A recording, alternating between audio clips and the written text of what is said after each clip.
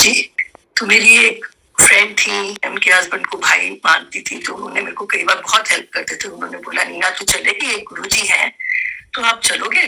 सो मैंने तो कुछ सोचा नहीं, करा नहीं, ऐसे कोई नहीं, चलते हैं। ना मैं उनको कोई टेस्ट करने गई थी, ना मैं उनसे कोई आशीर्वाद लेने गई थी। मैं तो यही सोचा था कि भाई कोई महापुरुष है, चलो इनका मत्था टेक लेते हैं, कुछ तो अच्छा होगा ही।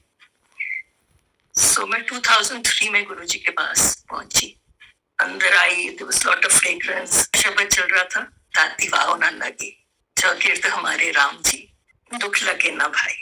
Being a Sardarni, I was listen to शब्द, but वो मेरे अंदर नहीं जाते थे। मेरे को वो समझ नहीं आती थी कि वो क्या है।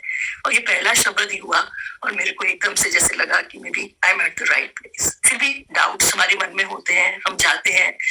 मैंने मत्था टेका, गुरुजी बैठे थे, उन्होंने कहा कित्थों आई, मैं कहनी फ्रेंड्स कॉलोनी, तो कहते ने कोई फ्रेंड नहीं, मैं कह नहीं गुरुजी की चाहिए, मैं कह तुहाडी मेहर चाहिए, हो गई, बह जा। सो उन्होंने जो मेरे को सत्संग करवाए, मेरे को समझ नहीं आती थी, तब हम एक उनके उनके चरणों में बैठे होते थे, 2-4 लोग इकट्ठे एक घेरा सा बना लेते थे, और जिसके कानों के लिए वो सत्संग होता था, एक जना आके वो सत्संग सुनाता था। तो मेरे लिए सत्संग कर रहा था सिंगला अंकल और मल्होत्रा अंकल ने, दोनों ने। और उस टाइम मुझे ऐसा लग रहा था कि पता नहीं बस क्यों नहीं होते हैं, इतना गुणगान गाए जा रहे हैं, अरे ये कोई गुरुजी की मार्केटिंग स्ट्रेटजी है, ये अपने आप को मार्केट कर रहे हैं। पर उस टाइम कोई समझ नहीं थी, हम आज भी नहीं समझ पाते कि उनकी महिमा क्या चीज है और वो क्या है। और जितना हम ना समझे उतना ही अच्छा है, क्योंकि उसी बहाने हम गुरुजी के बारे में पता करना चाहते हैं। तो मेरे को उन्होंने सत्संग करे, सुने, करे, आंधी रे आकर कि ठीक है गुरुजी।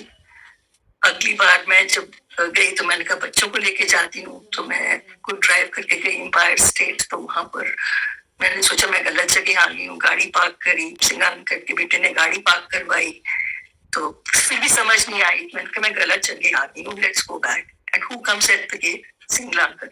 आंटी आंटी आओ, तो वेलकम कराना है। अब समझ में आता है कि उन्होंने भेजा था कि तो कहीं इधर उधर नहीं आई, तो राइट जगह पे आई है। उन्होंने मेरे बेटे को देखा, बिठाया, कुछ नहीं कहा।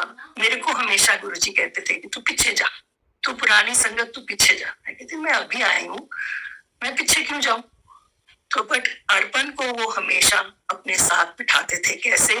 क्योंकि Maneka Gandhi somehow was very fond of अर्पण, तो वो अपने आप अर्पण वहां पर उसकी स्पीच काबिल थी, वो उनके साथ बातें करता रहता था, गुरुजी ने कभी मना नहीं किया।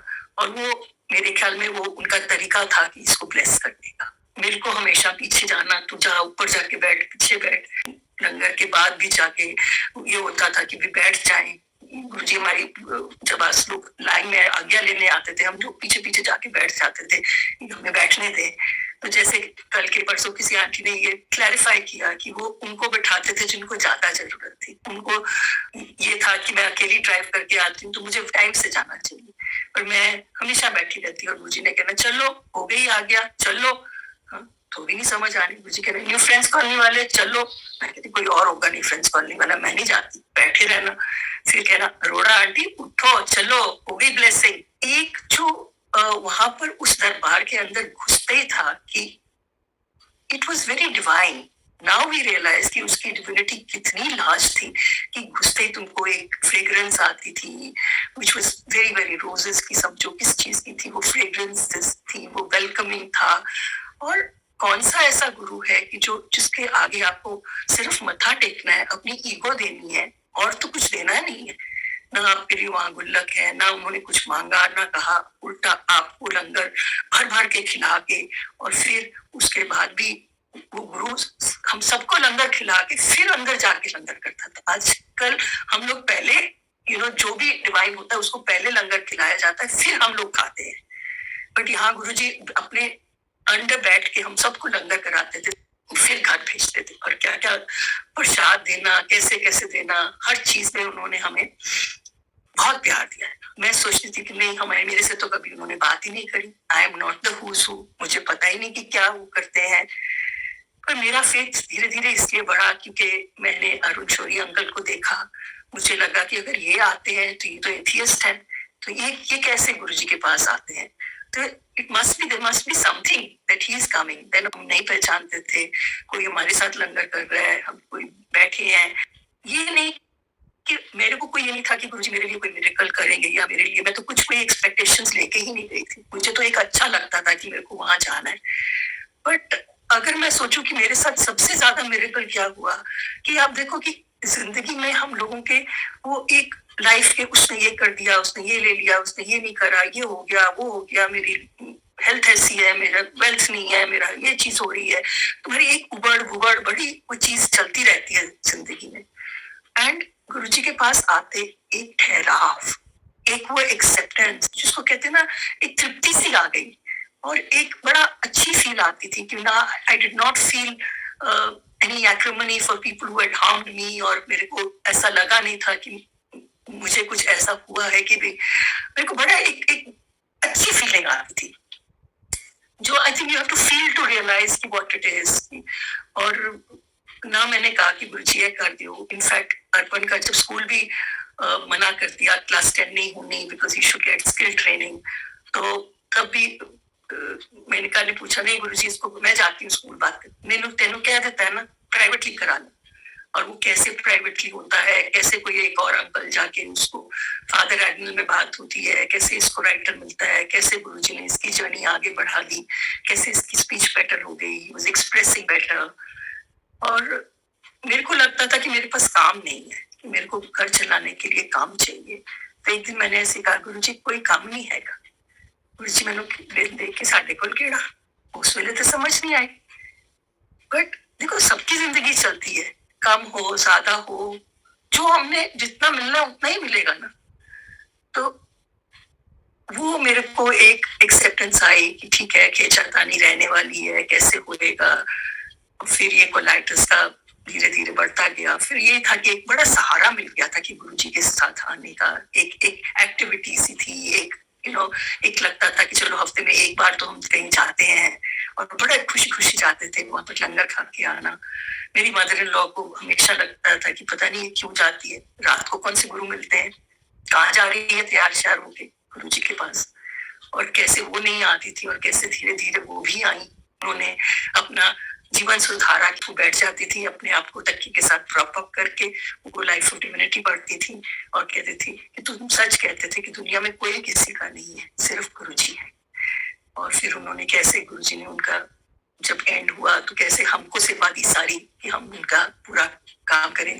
मेरी जो कोलाइटिस थी तब तक, जब मैं इतना लंगर भी खाती थी कि वो अल्सर्स इतने ज्यादा एग्रीवेट हो जाते थे कि वो बीइंग डायबिटिक, तो वो वैसे भी नहीं हील होते थे, और बहुत सारी मेडिकेशन खानी पड़ती थी। बट समहाउ वो चीजें चलती गई, मैं गुरुजी के लंगर खाती गई। तो अब गुरुजी की महासमाधि हुई तो ऐसा लगा कि जैसे कि हमको पता नहीं क्या, मेरा सहारा बिल्कुल टूट गया है। फिर गुरुजी ने जैसे जैसे ये बताया कि मैं साथ में हूँ, हर चीज में उन्होंने मतलब साथ साथ ही रखा आपने।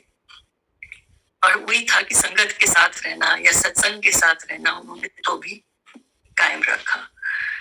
सो देन ओवर द इयर्स ये कोलाइटिस बहुत ज्यादा बढ़ गई मेरी, और कैसे गुरुजी ने मेरे को the best of gastroenterologist in AIIMS के पास भेजा। वो जब बोला तो हर बार स्टेरॉइड्स होते, कुछ ना कुछ होता। मैंने कहा, तो एक बार बहुत ही बुरी हालत हो गई कि मेरी, और कैसे मेरी सर्जरी भी एम्स में हुई, कैसे प्लान हुई। मैंने कहा नहीं करानी, डॉक्टर ने कहा नहीं, यू ट्राई दिस इंजेक्शन, सब कुछ किया। बट मैंने कहा कि गुरुजी मेरे को कोई ऐसी इंडिकेशन दो कि ये सर्जरी करानी। जब मैं अपनी कोलोनोस्कोपी के लिए गई थी तो वहां बैठी हुई थी, डॉक्टर मेरे से बात कर रहा है, intestine is really bad, there is no other answer than a surgery. So मैं देख रही हूँ एंड मेरे को समझ ही नहीं आ रही कि सामने एक और पेशेंट खड़ी है और उनके गले में एक बहुत बड़ा सा पेंडेंट गुरुजी का पहना हुआ है। He was giving me indications कि go ahead, I'm with you. So बस मैंने काफी देर रही, डॉक्टर को यूएस जाना पड़ा, तो इसे कि नहीं इमरजेंसी सर्जरी मैंने प्लान कर दी है, आपको जब करानी हो करा लेना, whenever you are ready। मैं डिले करती गई। So I was taken in for surgery and वही दिन था कि it was a Buddha Purnima day where normally it's a छुट्टी। They took me in early morning and मैं अपने साथ गुरुजी की फोटो अपने जो उल्टी वाला गाउन था उसमें डाली। तो जब वो डॉक्टर्स का करवाने लगे, बोले ये क्या है, मैं कहा इनको रहने दो साथ में। तो फिर मेरी वो सर्जरी के बाद मतलब एडजस्टमेंट, ये वो, frustrations, but anyway we have to go on in life with Guruji's grace. Then within a year my daughter decided to get married and उसकी शादी गुरुजी ने बहुत अच्छी बड़ी धूमधाम से करवाई। बच्चों ने शादी दमदमा साहिब में करवाई थी कि हमको फेरे लेने हैं। तो वहां पर जब हम सारे डिटेल्स भर के हमने सब कुछ जमा कर दिया था, तो जब रागी आए और लामा फेरे शुरू हुए तो सडनली एकदम से सब pin drop silence, nothing was happening. And वो कोई मैनेजमेंट में किसी ने मना कर दिया था कि in a historical gurudwara a Sikh marrying a Hindu is not possible or a Hindu marrying a Sikh is not possible. But हमने तो सब डिटेल्स दी थी। By marriage I become a Hindu and my son-in-law was a Hindu, so there was nothing that was doing that. I'd given them my Aadhaar cards, everything was done. So बिल्कुल समझ नहीं आ रही थी कि ये शादी क्यों रुक गई है। तो जाके मैंने फिर प्लीड किया माय सन इन लॉ से, छोड़ो, खाना खिलाओ सबको और भेजो, कोई बात नहीं, होती रहेगी शादी।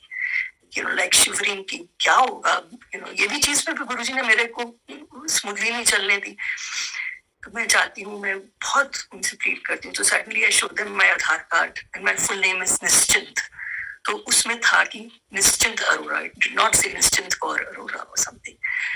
एंड वो उन्होंने देखा, फिर कहीं से किसने फोन किए, क्या हुआ, I don't know what all happened, but उन्होंने कहा चलो चलो करते। नहीं तो ये हो रहा था कि टेक देम टू अ छोटा गुरुद्वारा और वहां पर इनके फेरे करवा दो, और कोई जाने को तैयार नहीं।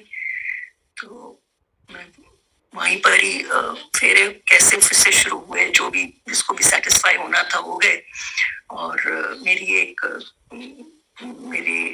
कजन देवर है, उनकी वाइफ मेरे पास आई कि भाभी आपके गुरुजी का स्वरूप है, ये कहीं रख सकते हो। नाउ यू कैन इमेजिन कि जब गुरुजी के ग्रंथ साहिब हों और हम कहा वहां जहाँ पर कोई फोटो अलाउड नहीं है, मैंने ग्रंथ साहिब के चरणों में एक गुरुजी का छोटा सा स्वरूप रखा और वो साइड में किस किस की अरदास गई होगी। वो फेरे शुरू हुए, फेरे हुए और बहुत ही अच्छा, जिसको कहते हैं ना, गुरुजी ने खाना वाना वहाँ बहुत ही सुंदर तरीके से, वो भी किसी संगत के केटरर थे, उन्होंने करवाया। और मतलब कि everybody said that it was such a good खाना। तो ये सब उनकी ग्रेस के बिना नहीं हो सकता। Now after her शादी देन मेरे को ये हुआ कि मेरी स्किन बहुत खराब हो जाती थी, जहाँ से स्टोमा था तो बड़ी कट जाती थी, तो वो मेरी बहुत स्किन खराब होती थी। तो आई रेड कि आजकल के में they make a J pouch, that is that small intestine से वो एक पाउच सा बना देते हैं, जिसमें it works as a large intestine and then you can pass stool through the rectum like a normal person. But जाना of course 10-12 बार पड़ता है, बट इट कैन हैपन। तो मुझे ये लगा कि करवाना है। I went to the doctor, I went to the surgeon, I checked with them, ऐसे डायबिटिक हूँ, ये है वो है, करवानी चाहिए नहीं करवानी चाहिए। बोले कि इतने लोग करवाते हैं, इतने लोगों की सक्सेसफुल, ऐसी कोई बात नहीं है।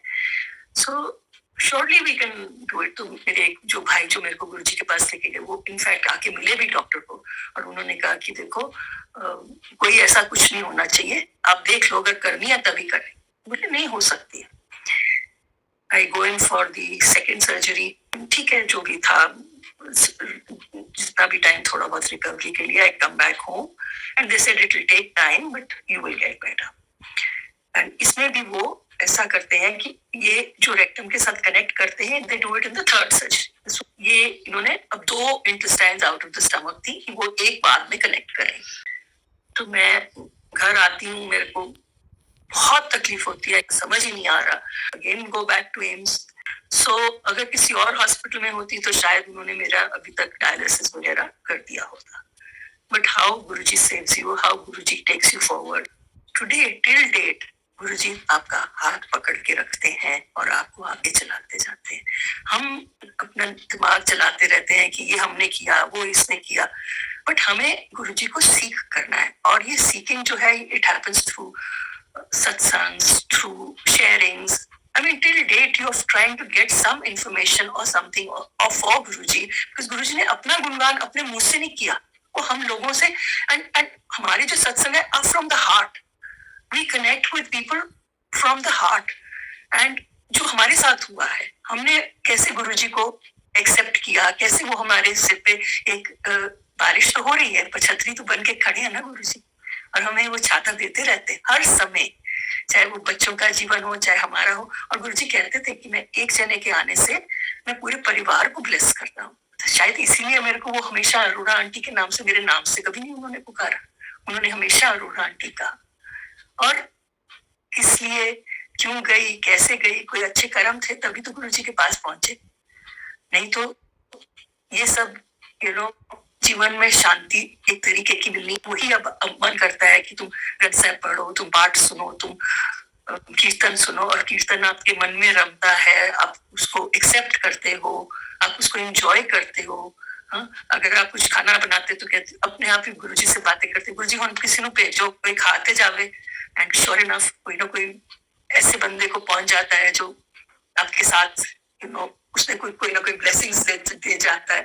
कैसे कैसे लोगों के साथ आपको कनेक्ट करते हैं, जो आपके एनर्जी जोन में होते हैं, वैसे ही लोग अब आपके पास आने शुरू हो जाते हैं, जो आपकी एनर्जी के टाइप के नहीं होते, जिनकी अभी ग्रोथ होनी है या जिस हिसाब से होनी है या हमारी ज्यादा होनी है, तो हम उन्हीं के साथ वाइब्रेट करना शुरू कर देते हैं, जो हमारे गुरुजी के बनाए हुए, हमारे जिस लेवल पे वो हमें लाए हैं उस लेवल के लोग। अभी पता नहीं कितने हमको उन्होंने लेवल्स लेके जाना है, आगे बढ़ाना है, कैसे कैसे उन्होंने जर्नी दिखानी है, ये हमें नहीं पता।